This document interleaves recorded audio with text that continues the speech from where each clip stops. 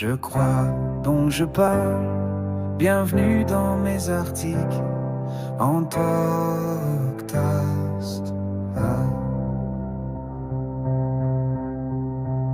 Alors, John Wesley, on le connaît surtout comme prédicateur du XVIIIe siècle. Oui, une figure majeure du méthodisme. Exactement. Mais ce qui est intéressant, et moins connu peut-être, c'est qu'il avait aussi une pensée très articulée sur l'économie. L'éthique économique même. Tout à fait. Une vision assez radicale pour l'époque, et qui interpelle encore aujourd'hui, je crois. C'est ça. Et on va creuser ça justement en s'appuyant sur un texte de Windell Etienne qui analyse ces idées. L'idée, c'est de voir comment il voyait le travail, l'argent, le don. Et si ça peut avoir un lien avec le développement des sociétés.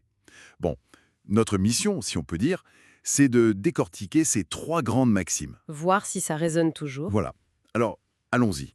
Juste pour le contexte, on est en Angleterre, XVIIIe siècle. Wesley, c'était pas juste un prédicateur enfermé dans son église. Non, non, pas du tout. Un réformateur social très engagé. Il luttait contre l'esclavage, il s'intéressait aux conditions de vie dans les prisons. Un personnage assez incroyable. Il a échappé à un incendie quand il était enfant. On le surnommait le tison arraché du feu. Ça marque un homme, ça. Certainement. Et avant d'aborder ces maximes, peut-être juste préciser deux mots-clés, Oui, économie et développement. oui, bonne idée. L'économie. À la base, ça vient du grec oikonomia, les règles de la maison, la gestion du foyer. Ah oui, Aujourd'hui, c'est plus large, la science sociale qui étudie comment on gère des ressources rares, limitées. Le mot important ici, c'est la gérance, être un bon gestionnaire. d'accord. Gérance. Et le développement? Souvent, on pense juste croissance, PIB. Oui, mais c'est réducteur. Le développement, c'est vraiment l'amélioration de la qualité de vie globale. Donc, santé, éducation. Exactement. Ce que mesure l'IDH, l'indice de développement humain. Et on ajoute de plus en plus la dimension écologique, bien sûr, c'est multidimensionnel. Compris. Alors, venons-en au cœur du sujet. Ce fameux triangle de Wesley. Ces trois maximes tirées d'un sermon sur l'argent. Oui, gagne tout ce que tu peux. Économise autant que tu peux, donne tout ce que tu peux. La première, gagne tout ce que tu peux. Bon, ça sonne très moderne, non? Presque un peu capitaliste. Ça peut sonner comme ça, mais il faut voir le cadre. Pour Wesley, le travail, c'est valoriser. C'est une source de dignité, un moyen de créer de la valeur, de subvenir aux besoins. C'est lié à la responsabilité individuelle. Oui, et au droit de propriété. Il cite même l'apôtre Paul, si quelqu'un ne veut pas travailler, qu'il ne mange pas non plus. Le point clé, c'est veut, pas peut. C'est le refus volontaire. D'accord. Mais le risque, c'est de tomber dans l'accumulation pour l'accumulation, le travail comme seule valeur. Absolument. Et Wesley met des garde-fous. Le travail ne doit pas devenir une idole. Le repos, c'est essentiel aussi. Et surtout, la finalité. La finalité. Pour lui, tout doit être fait pour la gloire de Dieu. C'est-à-dire avec intégrité, honnêteté et dans un but qui dépasse le simple intérêt personnel. Ok. Deuxième point. Économise tout ce que tu peux. Alors là, on est un peu à contre-courant de notre société de conso. Complètement. C'est un appel à la sagesse, à la prévoyance. Penser à l'avenir, aux imprévus, mais aussi à l'investissement. C'est aussi une critique du gaspillage. Exactement. Une lutte contre le superflu, l'extravagance, les dépenses juste pour l'apparence ou le plaisir immédiat. Il ne prône pas l'avarice, attention, mais l'économie au sens de bonne gestion. Ne pas jeter l'argent par les fenêtres, en gros. Voilà, être un bon intendant de ce qu'on a. Et on arrive au sommet du triangle, le point peut-être le plus déstabilisant. Donne tout ce que tu peux. Carrément tout. C'est le point culminant. Et il l'appliquait à lui-même. Wesley vivait très sobrement et il donnait quasiment tout ce qui dépassait ses besoins de base. Ah oui, quand même. Pour lui, l'argent accumulé au-delà du nécessaire, en quelque sorte, appartenait déjà aux autres, aux pauvres. Ce n'est pas un vœu de pauvreté classique, c'est une vision radicale de l'intendance. On gère, on ne possède pas au sens ultime. Donc, l'argent en soi n'est ni bon ni mauvais. C'est l'usage qu'on en fait. Précisément. C'est un outil puissant pour faire le bien, pour aider les plus fragiles, les veuves, les orphelins, les malades. Le don devient alors un acte de justice sociale presque. Et ça libère du matérialisme, peut-être. C'est l'idée.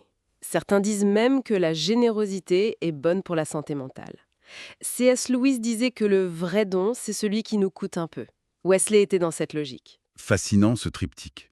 Gagner, économiser, donner.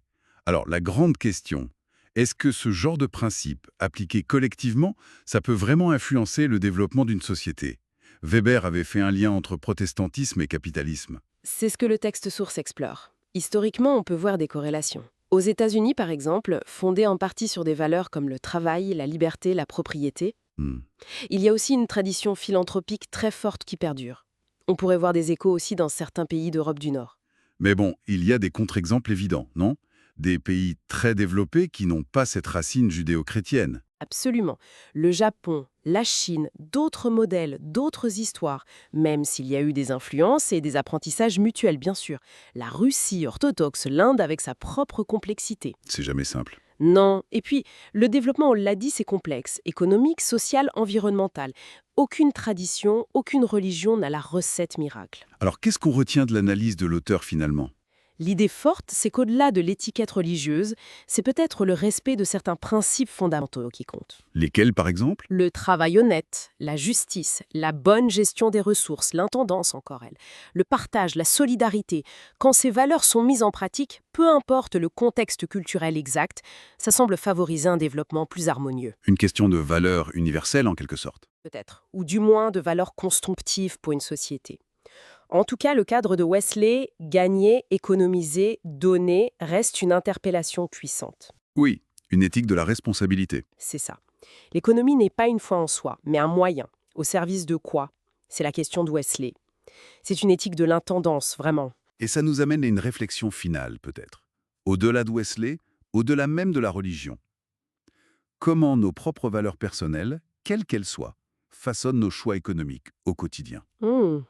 Et comment ces choix individuels, mis bout à bout, tissent la société dans laquelle on vit? C'est une excellente question. À méditer.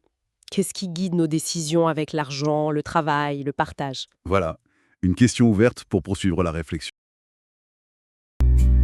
La vérité danse dans ma voix claire. Je crois donc, je parle et l'écho s'éclaire. Pour avoir accès à toutes nos ressources, veuillez visiter notre site internet le www.jecroisdoncjeparle.org. Tous nos contenus sont pratiquement disponibles sur la plupart des plateformes de podcast. Vous n'avez qu'à taper « Je crois, donc je parle ». Tous nos livres sont aussi disponibles sur Amazon en version e-book, broché et relié. Merci d'intégrer notre communauté. Merci de partager et de consommer nos contenus.